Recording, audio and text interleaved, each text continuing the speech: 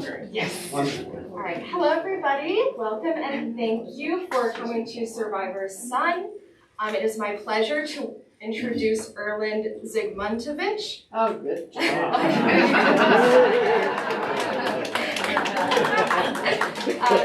Erland taught history at the Packer Collegiate Institute in Brooklyn for 39 years and served as the chair of the history department there for over 20 years. He currently resides on Shelter Island with his wife, Ann Danforth.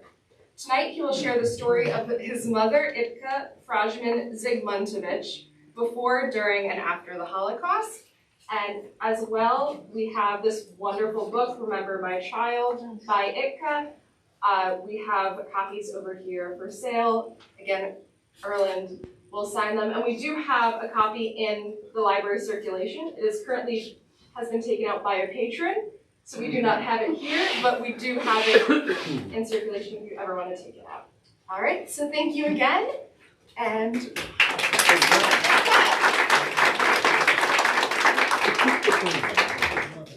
thank you, Liz. Thank you, Terry.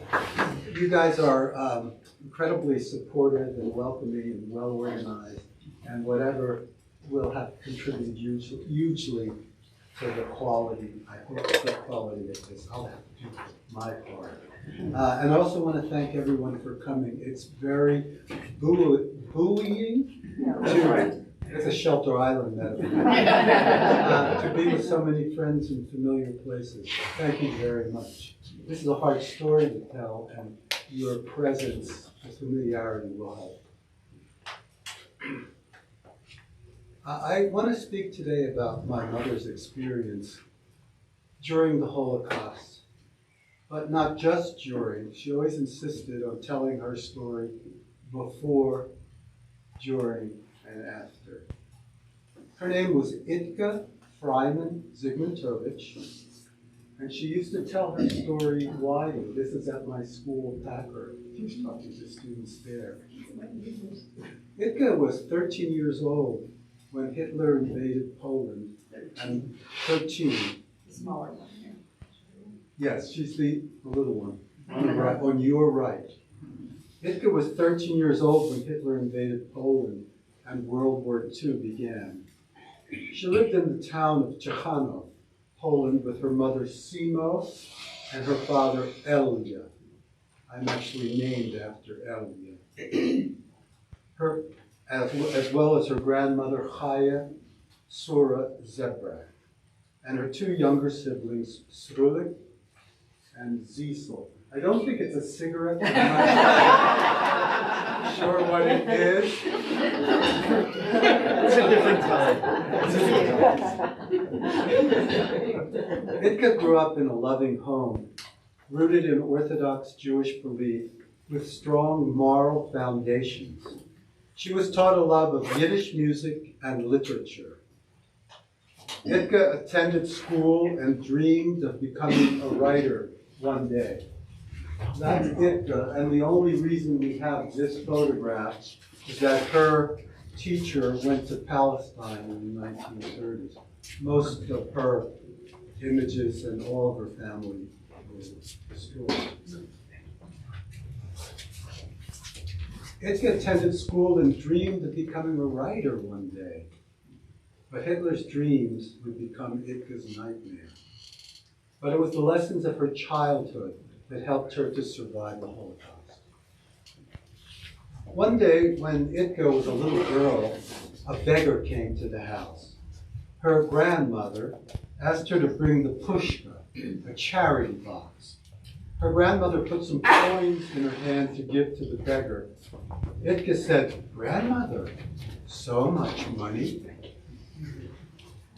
But her grandmother answered, "Child, you only have what you give away." It was later in her life that Itka would come to realize what her grandmother meant. Itka's family believed that menschlichkeit was the highest form of religion, education, and achievement. Mensch means person, and menschlichkeit means humaneness. Try saying it. Mensch. Oh, very good. We'll break it down. menschlichkeit.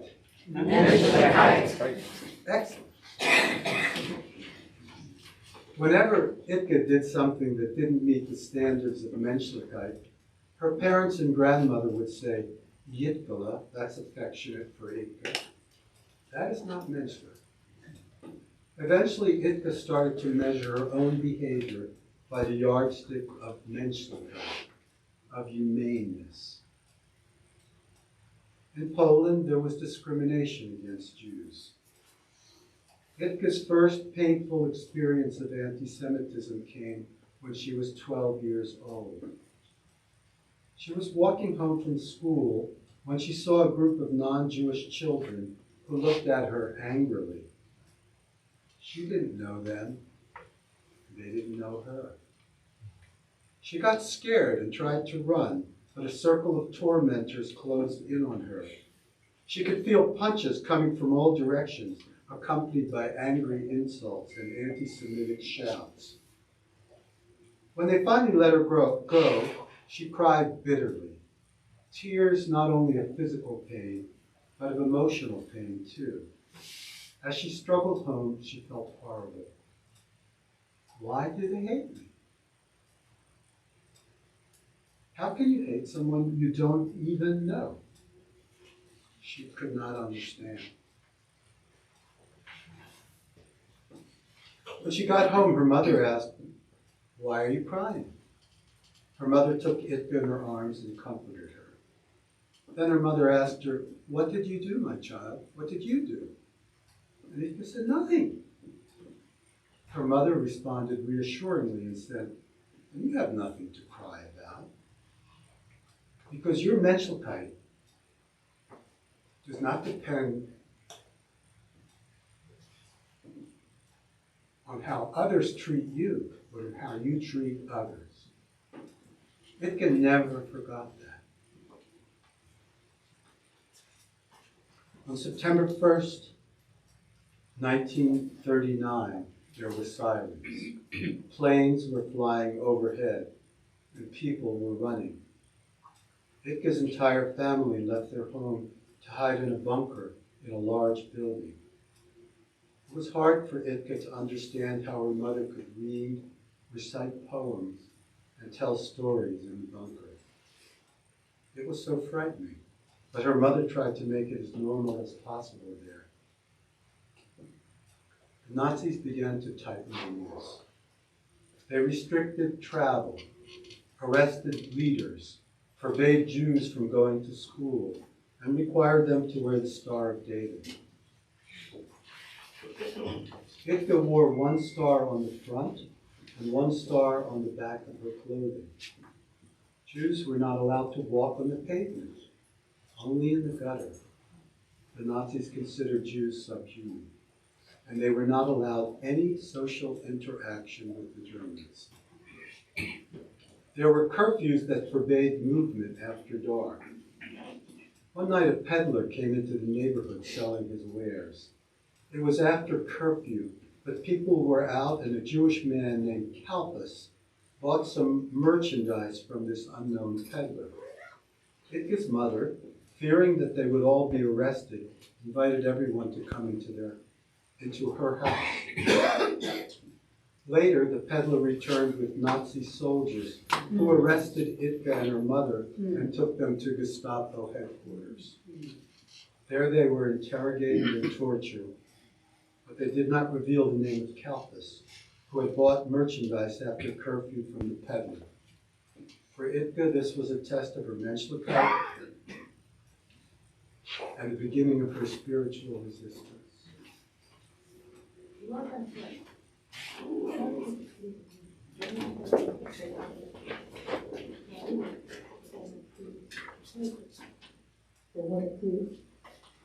to submit, not to resist, to tell them, to betray another fellow Jew.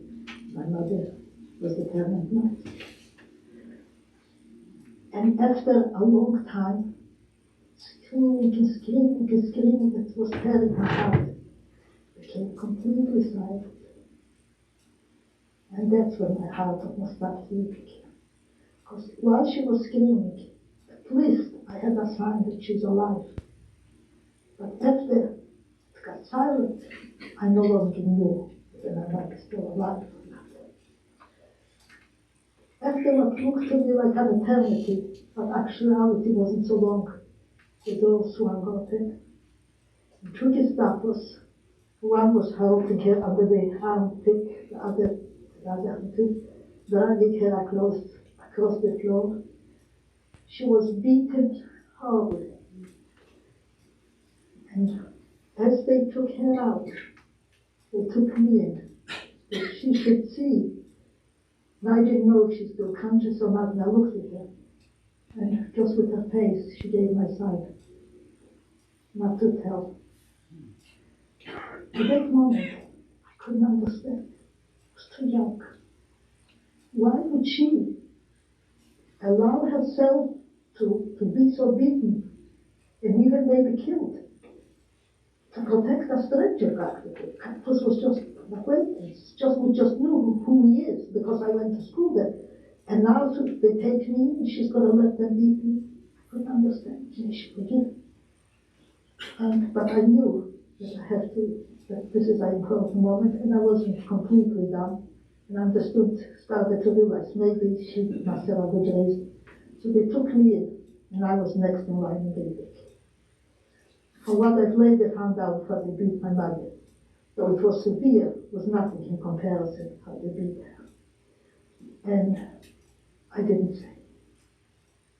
I too was silent. The two would not betray somebody else, because it's not menschlich. And that was my test too.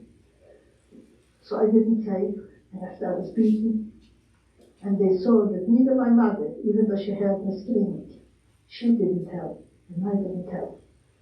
So I heard one of them saying, "Glaub nicht zu weiß," that he doesn't believe that we know. And they let us go home. I realized that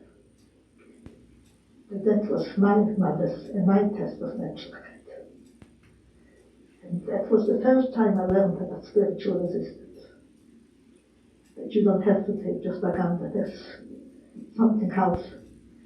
And this story affected me very much.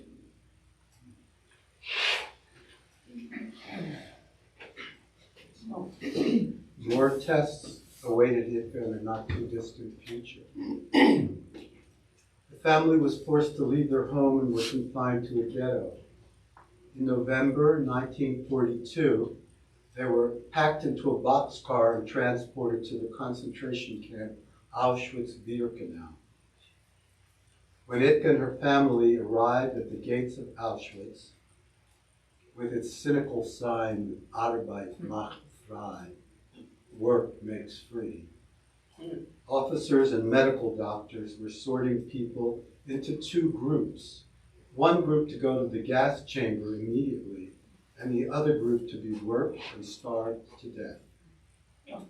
Itka's two siblings, Srulik and Zisel, were sent to the first group because they were young, really young. She and her mother were sent to the other group. Itka's mother would not leave the younger children. The last words she said to Itka were, "Remember, my child, no matter what will happen, don't let them make you hateful and bitter.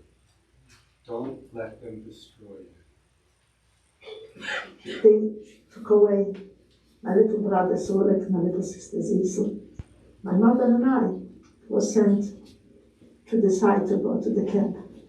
When my mother saw they took away my brother and sister, she turned to me and she said, "Yitka, you are a big girl. I have to go with the little children. I can't leave them alone. But remember, my child, no matter what will happen to you, don't become bitter and hateful. Don't let them destroy you." It was the last time I saw my child.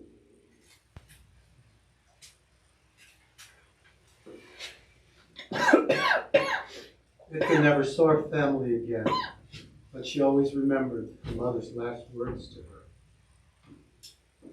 It was the beginning of a living hell. She was forced to undress. Her hair was shaved. She was given a striped garment, mismatched wooden shoes, and a bow. The number 25673 was tattooed on her arm. All visible traces of her former life had vanished. Itka was subjected to daily roll calls when guards would call out the numbers of the prisoners. If by chance an inmate was the 10th person they called, that person would be sent to the gas chamber. Itka resisted the systematic dehumanization.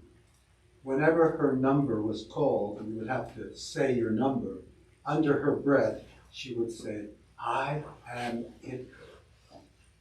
She would never allow herself to see herself through their eyes, to be reduced to a number. In the death camp, Itka found a friend, being a goldgram when you were left, someone who became like a sister to her. Together they shared their bread, what little there was, and cared for each other. They were determined to live and die with dignity and menschlichkeit. It was in Auschwitz that Itka wrote her first poem, in her head, because she had no paper or pencil. Physically, I was totally enslaved. I had no control of it. Spiritually, I could think and feel what I wanted. And I remember one time when I was in Auschwitz, and I felt the burden, the bitter taste of slavery.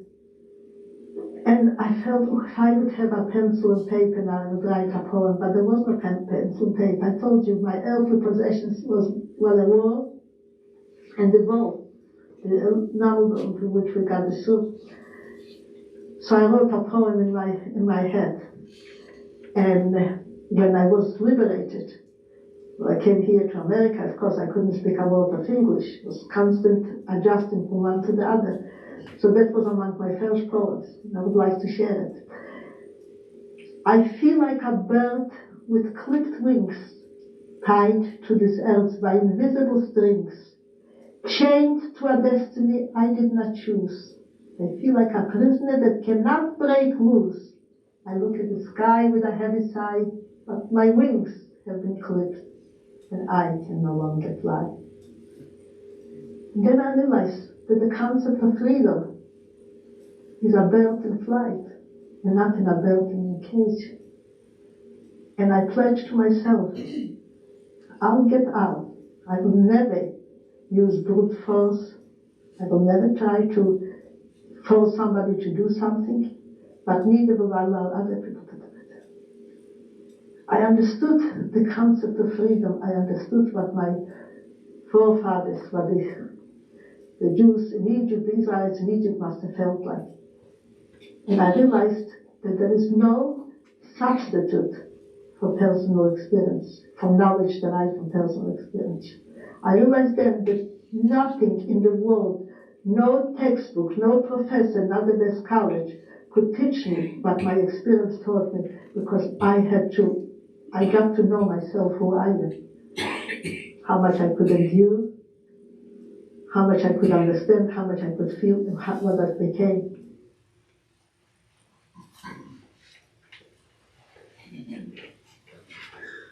As the Allies approached, the Nazis tried to destroy the evidence of their genocide. They forced the prisoners on what was called the Death March. 6 days, 650 kilometers from Auschwitz-Birkenau to Ravensbrück, and then to Malchow, a satellite camp for women. It was a combination of walking and some transport on trains. Itka was liberated in April 26, 1945, by the Swedish Red Cross. She was 19 years old.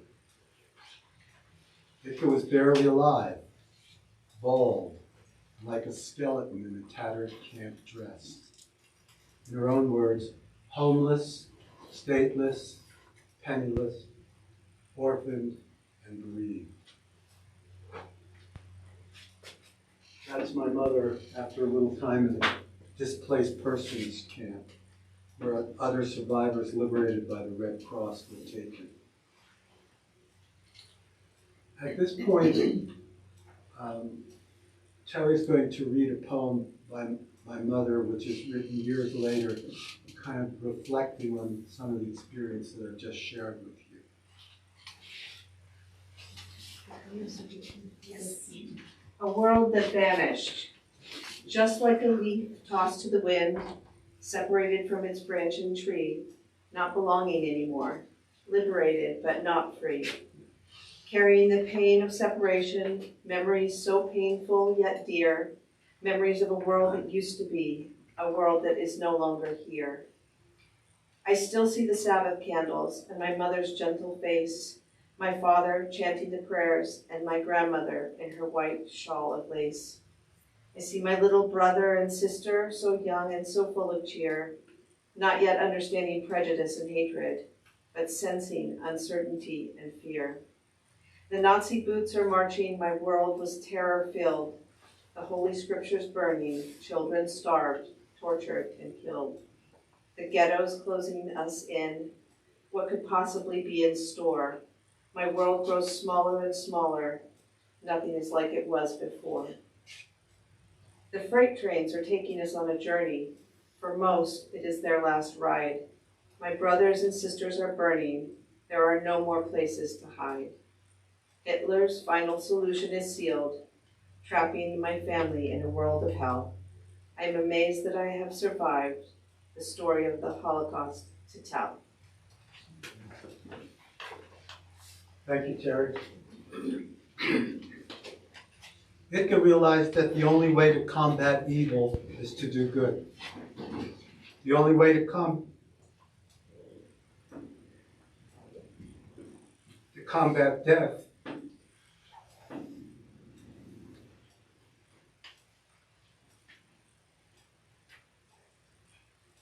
is to create more life and joy around us. She chose life.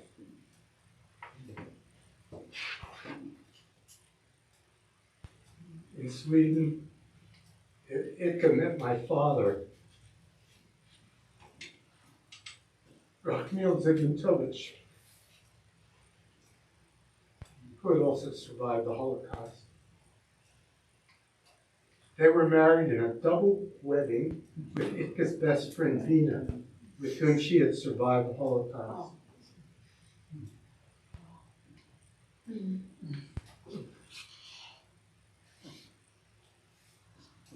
My younger brother, Jerry, and I were born in Sweden. This is a picture of me as a little boy with my mother as we packed to go to the United States. She was so proud of her careful packing, nothing broke. In the United States, our family settled in Philadelphia.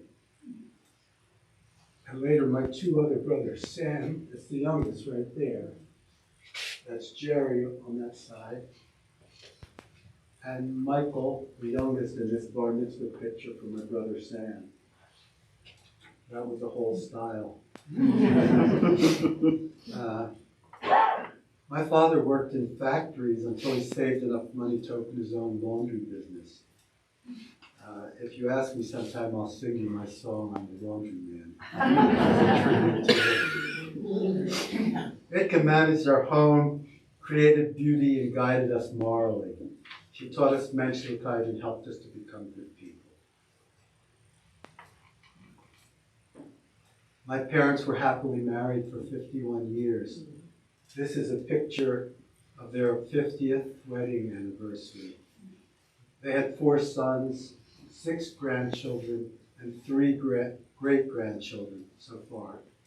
The youngest was born 3 years ago. Itka's formal education ended at 7th grade.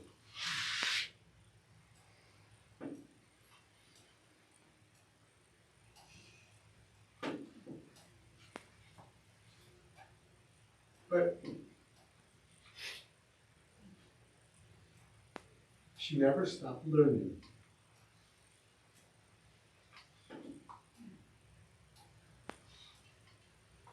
She taught herself English by reading books that my brothers and I brought home from school. She learned to write in English, and she spoke 4 languages, including Yiddish, Polish, Swedish, and English. At a time when there was silence about the Holocaust in the early 1970s, Itka was one of the first to break that silence, witnessing and speaking courageously about her experiences. At the World Gathering of Holocaust Survivors in Israel in 1981, Itka met a man who was also from her hometown of Czechoslovakia. His name was Calvin.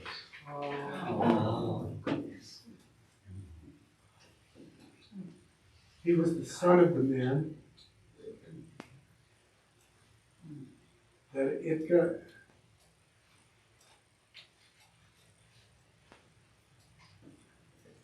and her mother had saved from the Nazis.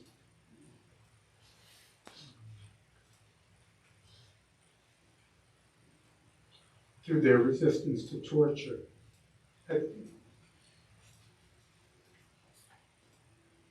Had they not resisted, he and his children would not exist. It was then what Itka realized what her grandmother meant by you only have what you give away.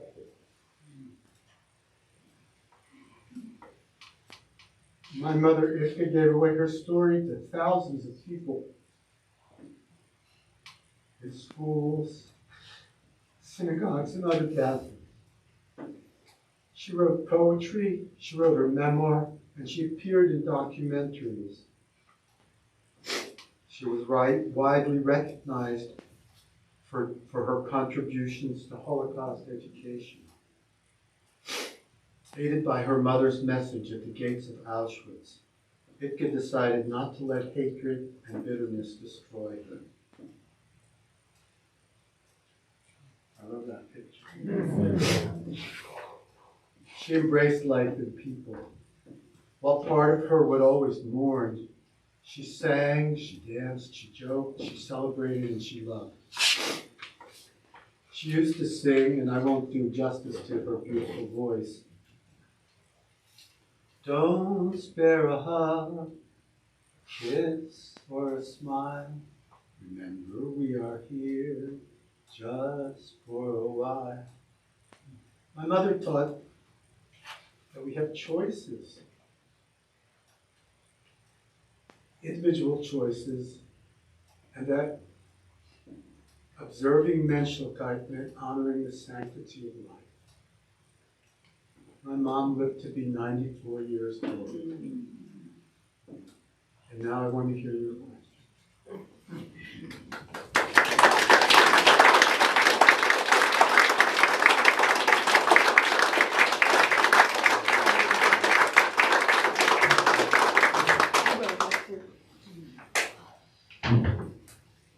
Anybody have a question they'd like to ask or a comment they'd like to make? I know it's very difficult for a lot of survivors to talk about their story. Absolutely. My father was quite reluctant to speak. I'm proud of my mother for speaking. Right, because it's compartmentalized. Did you know this as a young child, or you learned about her story when you were older? That's, I tend to, you couldn't help but notice the number. My youngest brother, Michael, asked her, who wrote on your arm? And she wrote a beautiful poem about it. It's a hard thing to explain to a child.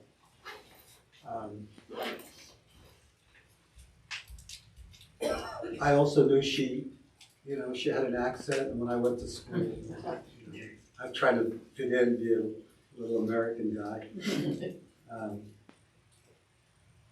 But I think one of the earliest stories I remember is the story of being taken and trying to force her and her mother to tell about Calvin's, which to me was just like,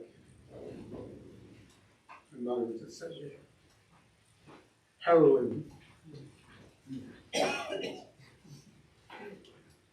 You had a question over there? I was going to ask the same question. Do you remember how you first heard his story?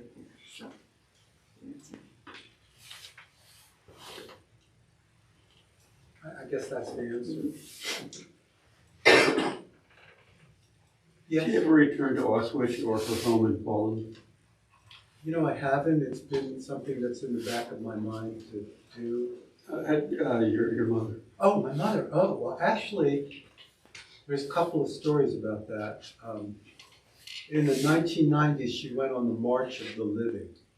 It's a trip organized for young people where they go to Poland and they visit death camps, and then it culminates in Israel. And she was like the grandmother and really beloved on that trip. When she came to the place where they disembarked and she was separated from them, she just like kind of fainted. And a rabbi who became a good friend of hers picked her up and they said, Kaddish, that's the morning blessing. So she was there, and she also went back with my father with great trepidation to the 50th anniversary of the liberation of Ravensbrück. And they were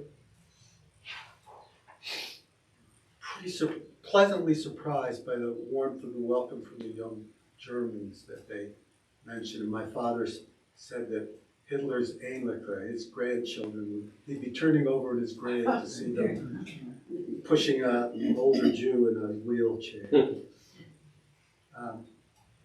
I think Germany has tried to really look at that painful history. Not every nation does that so well. But there's also rising fascism there in Europe and in our own country.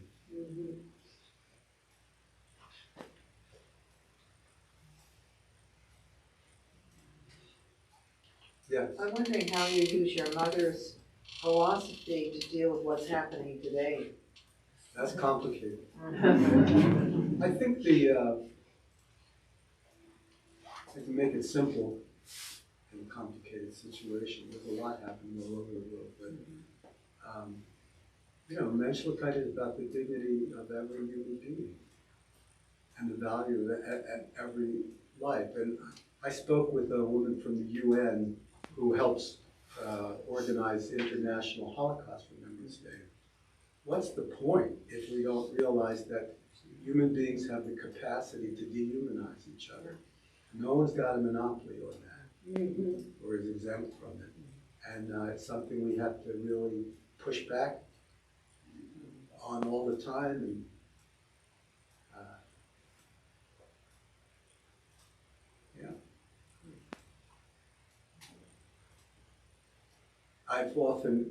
I've been doing some workshops with students and teachers about rising anti-Semitism and Islamophobia. And in the context both of the rise of white nationalism and the Israeli-Palestinian conflict. And one of the questions I ask is, like, what does it mean to be pro-Israeli or pro-Palestinian? I think it's an interesting question.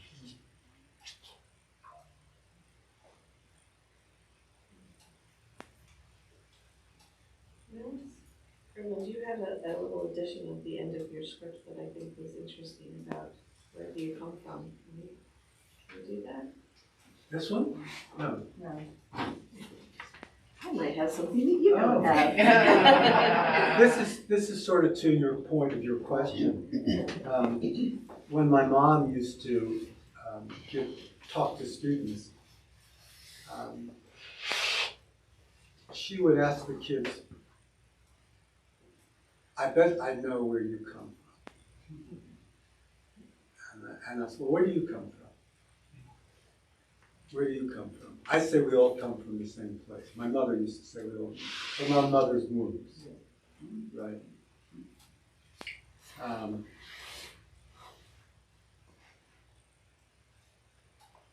I think that was part of the main point.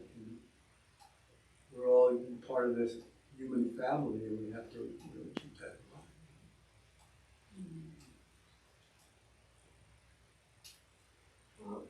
has been incredibly emotional and touching. I think we're all kind of taking things in. But I'm So- wondering if, I'm sure there are other, one of the things I learned as a teacher is to wait. Let it percolate. Yes. So when your mother spoke to the students, can you talk to us about who they were before she spoke and what they recognized after? Do you think, did they ever come back to speak to you about that doc? Yeah, well, I want to shift the population that she spoke to, because it wasn't just students. She went to the Graterford prison in Philadelphia, much against the worry of my father. And she came in, who is this lady? Why should we listen to her? And the first thing she did is says, I know what it feels like to be told you're a number. And they just started listening. It was very powerful. It's like Johnny Cash and Man in Black, right? The common humanity. I think she really, well, one, it was just like, most of the time you get this history, it's like a real person. This really happened. And we're living at a time where there are very few survivors left. When I was working, and actually maybe I'd like to tell you a little bit about how her book came to be. But the title of the book is called Remember My Child. And she had this long title in her mind, and I went to my English teacher friend Eric Weisberg and said, call it Remember My Child. Because it's the child, Itka, telling the story of what her mother told her. And recently my brother called me and told me quite a touching story about his 14-year-old grandson who lost his father. Ryland is the name of the 14-year-old. He said, you know, we read the diary of Anne Frank. And I read Togashi, means grandmother's book. And I didn't know Zadie, which means grandfather, is talking to my brother Jerry. I didn't know they named you Jerry after Jerry Lewis, because you were going to go into the United States. And Jerry told him, he said, well, that's partially true, but I was also named after the brother of my father, was named Yankel in Yiddish, means Yitzchak in Hebrew, which means laughter. And Ryland said, what's my Yiddish name? Which led us to a quick search by the brilliant Jen Goss, who was, the book couldn't have happened without her. She quickly told us all the siblings of my father, whose story sometimes we just heard a lot less about. And I think that Ryland is going to have an adopted Yiddish name. So I think it's reverberating through the generations. But in terms of the book, my mother wanted to be a writer. And she self-published 3 books of poetry and this memoir. But it was extraordinarily difficult. There were years where she was handwriting the same story, which if you read the book, you'll see much of that language is there. But she just couldn't go further. And then she got a word processor, so she could teach herself to do that, and she could write it. And then there were all these scholars who were really interested in working with her and writing the book. And if it was anything, she was like stubborn as can be, a strong-willed. My English teacher, Cy Swartz, told me, he read her book and said that, these social science experiments where they hire 30 actors in a room and one person is the guinea pig, and all 30 pretend reality, and it creates this social pressure for the person to like doubt their own self and buy into the artificially created consensus reality. And your mother was that like what Auschwitz was like, that experiment on just unimaginable steroids, and your mother's there saying, I'm not a number. I mean, that's an extraordinary strength of will. And so she would not be managed by any scholar who couldn't tell her story. So that one, you know, and she kept wanting to. So when she turned 80, my brother Sam and I, who's a gifted violin maker, created an archive of all of the photographs of her various writings. She had gotten literary prizes for stories she'd written for Grants College. She was writing poems, and she started in Auschwitz. And we had a section of her writings. She collected all of these letters. She loved the letters that the students would. They had a profound impact on the students.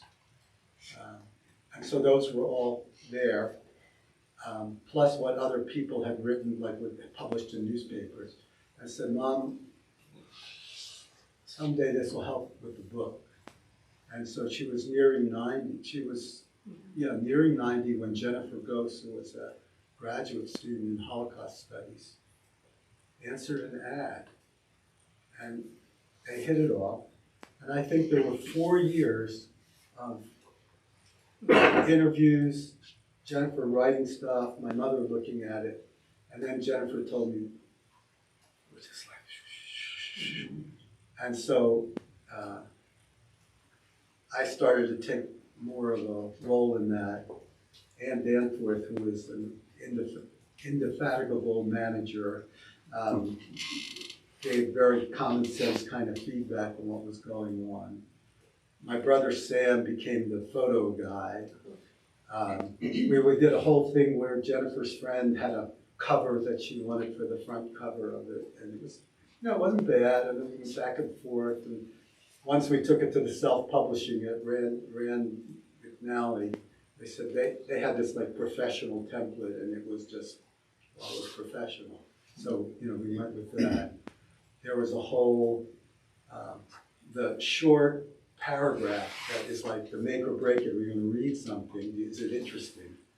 My brother Jerry wanted to write it, so he wrote it, and I knew it sort of there, but it wasn't quite right. I was afraid to hurt his feelings. My teacher colleague said, "This is like being in a band." And so, he said, "Oh, sure, whatever you want, Erland." And I could tell him. But then I thought I had it right, and he said, "Give me one more shot." And he made that extra touch. My friend Warren Green, is my longest friend, and he knew my mother and loved her, and he's a very sensitive writer himself, and he made a lot of the editorial decisions where if we had, to stay true to her voice. And then part of what I was doing was like, kind of like, wait a minute. So what did we work from? The interviews, the things, fragments of her own writing, but we had the Show It interview, the project that Steven Spielberg did. One of the reasons he was congratulating her is that her saying that she was a proud Jewish daughter adorned the website was one of the things that, because she said she didn't have anything to be ashamed of. Maybe she wasn't a criminal. She did not internalize that. And so we had that transcript. That helped a lot. But I guess I was like a subcontractor. Because then I said, but wait, what about the story of recreating family ties in Philadelphia with other Holocausts? We didn't have any relatives. We did discover in the 1980s Itka's second cousin, who had lived in the town of Sukhachin and had earlier predecessors that got out right at the time of the 1924 quotas on immigration, which discriminated against people from Southern and Eastern Europe, because they based it on earlier European immigration. And this relative of Ida Jervis was her name, went into this senator in Tennessee. We discovered we had Southern Jewish families. Who knew? And this relative did a sit-in. She bribed the secretary with some like stockings or something, and then went in and just sat and said, "I'm not leaving until you let my family in." The senator said, "Just get her out, whatever she wants." So that there's this whole branch of the family, and it's now more widespread, but was in Tennessee, right? Knoxville, Tennessee. And there's these huge Thanksgiving reunions. It's really quite remarkable. And we discovered that these cousins are very artistic and we like the same music and similar values. And that was really special. But then there were other parts of the story that had been downplayed. Apparently, one of those cousins interviewed my mother after she went to Poland on March of Living. And when she was telling the story, I sort of didn't, there was so much there, so that was, we wove that in. And then there was a whole like meta-cognitive thing about, well, what about footnotes that try to set a context for people that aren't necessarily familiar with the terms of the culture or want to know a little more. It's not a work of history, so you don't want to like flood it with footnotes. But for example, with the Swedish Red Cross liberating my mom, there's a whole fascinating backstory because Count Folke Bernadette was initially trying to patch fences with Norway, because Sweden was neutral in the war, and the Nazis had gone through to Norway. So he was going to rescue Norwegian prisoners to try to mend fences, but there was a Jewish businessman from Latvia who had somehow knew the physical therapist of Himmler, or masseuse or masseur or something. And Himmler wanted to cut a deal to let the Allies go a little more. He saw they were losing the war. So Himmler's negotiating, and through his physical therapist, Hillel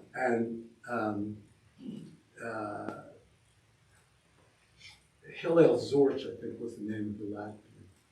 And so he prevailed on Count Folke Bernadette to expand the rescue operation to include Jews. And it's a terrible irony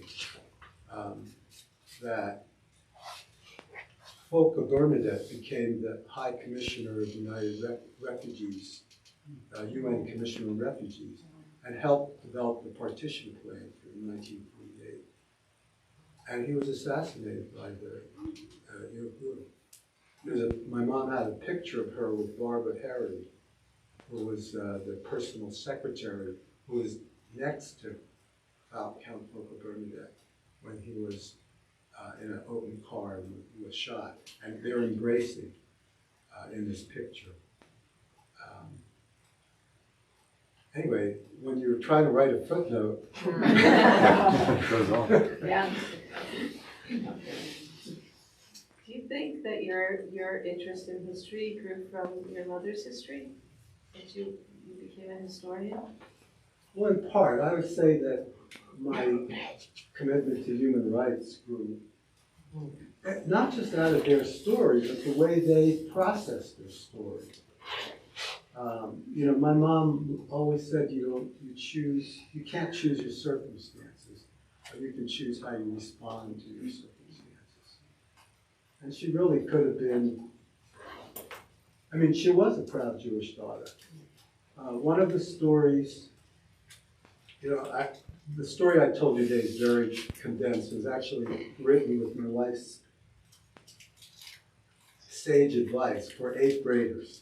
Keep it simple and short, and then let people ask questions. I just lost my thought. Okay. I'm sorry.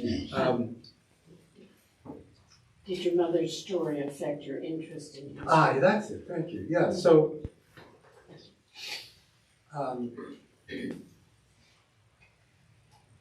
she was a proud Jewish daughter. When she was a little girl, this is relating to the anti-Semitism story, she had a friend called Itka, so I don't know if this is pronounced your name, and she asked her, so Itka could eat at her house, which was kosher, but she couldn't eat at a friend's house, which wasn't kosher. And she said to her mother, that's not fair.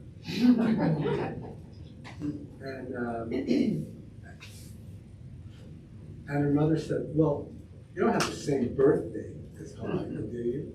Oh yeah, not everyone's the same. Her way is very good, and your way is very good.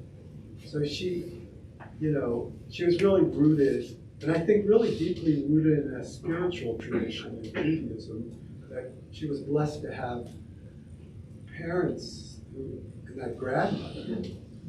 I can't tell you how true that is. You only have what you give away. And, it really is true. So my interest in history came part just because of intellectual interests, but very much influenced by like human rights. I had a student, Janae Howard. She just wrote me an email a few weeks ago and said, thanks for teaching me about human rights, Mr. Zygmuntowicz. And thanks to Itka and my wonderful father, for modeling that. Okay, wow, what a night.